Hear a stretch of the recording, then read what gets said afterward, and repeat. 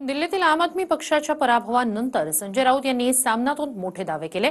आपच्या पराभवाचं खापर काँग्रेसवर फोडण्यात आलं। त्याला काँग्रेसनं कसं उत्तर दिलेलं आहे पाहूया त्या संदर्भातला हा रिपोर्ट। काँग्रेसचं टार्गेट भाजप नाही तर अरविंद केजरीवाल होते। काँग्रेसला भाजपला नाही तर आपला हरवायचं होतं।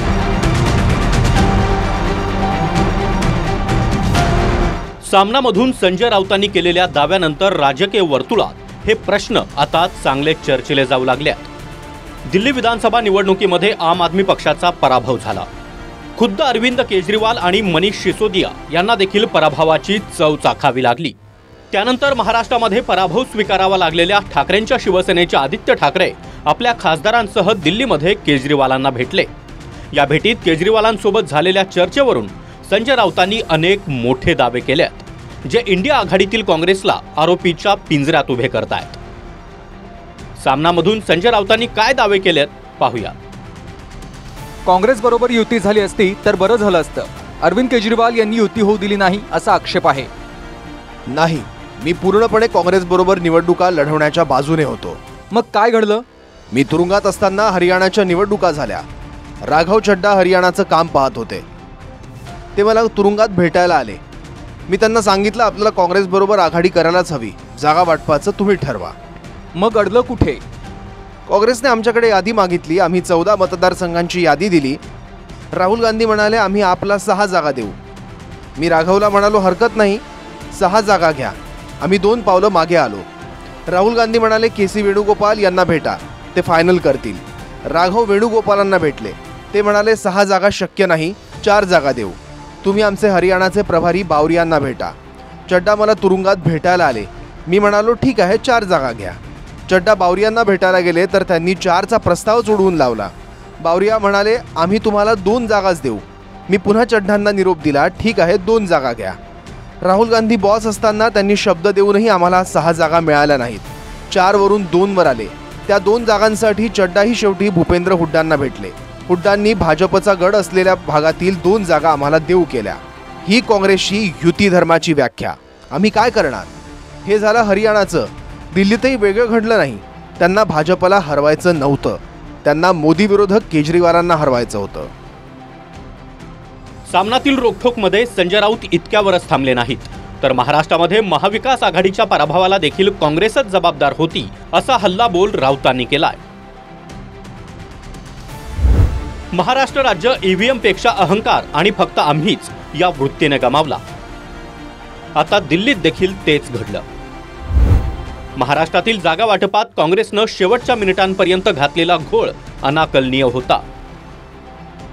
राजधानी दिल्लीत काँग्रेसला भाजपला नाही तर केजरीवालांना हरवायचं होतं अशी खंत स्वतः केजरीवालांनी व्यक्त केल्याचंही राऊतांनी म्हटलंय।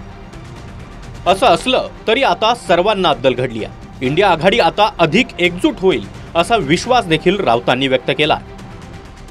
ये महीने ने कहा है हम केजरीवाल जी से मिलने गए थे आदित्य ठाकरे जी के साथ, जो हमारी बातचीत उनसे हो गई तो ये उनका दुख सिलक रहा था कि कांग्रेस मुझे हराना चाहती थी, मोदी जी को नहीं हराना चाहती दिल्ली और हरियाणा में।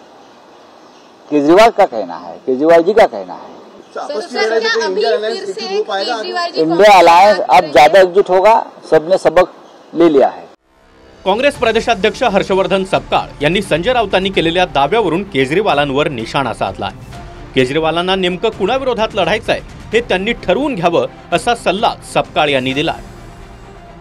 केजरीवालांची वेगवेगळी स्टेटमेंट मग ती गोवा, हरियाणा, गुजरात आणि अर्थात दिल्ली या ठिकाणी त्यांची जे वक्तव्य राहिलेली आहेत ही सतत ही काँग्रेसला नुकसान देणारी अशा स्वरूपातच त्यांचं वक्तव्य राहिलेलं आहे।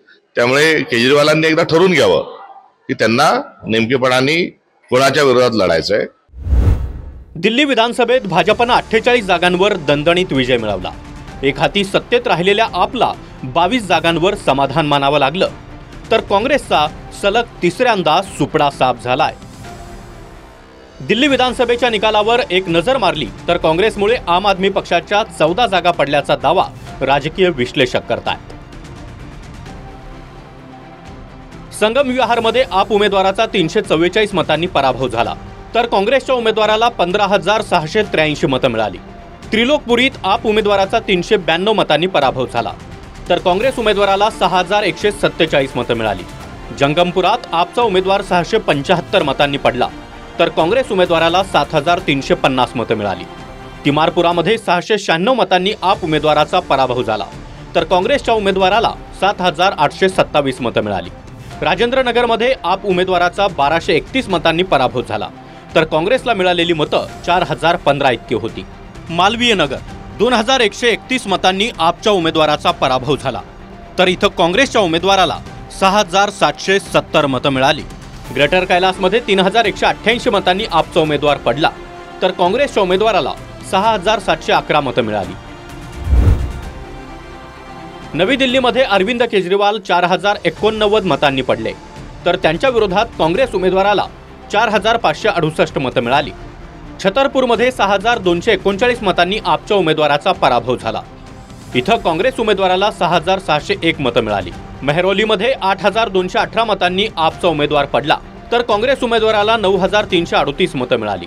माधीपूरमध्ये आपचा उमेदवार 10,899 मतांनी पडला, तर काँग्रेस उमेदवाराला 17,958 मतं मिळाली. बादलीमध्ये आपचा उमेदवार 15,163 मतांनी पडला, तर काँग्रेस उमेदवाराला 41,071 मतं मिळाली. कस्तुरबा नगरमध्ये आपचा उमेदवार 19,450 मतांनी पडला, तर काँग्रेस उमेदवाराला 27,019 मतं मिळाली.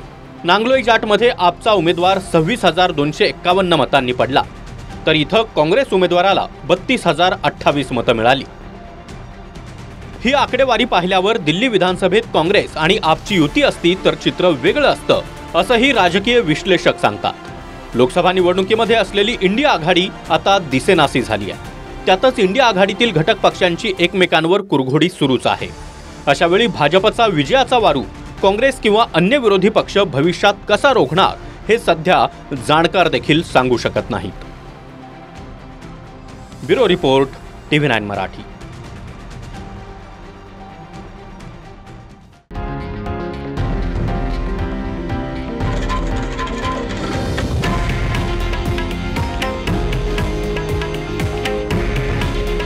हे आहे देशातील नंबर 1 न्यूज नेटवर्क आणि आपण पाहत आहात TV9 मराठी. काळजी तुमची, हित महाराष्ट्राचं.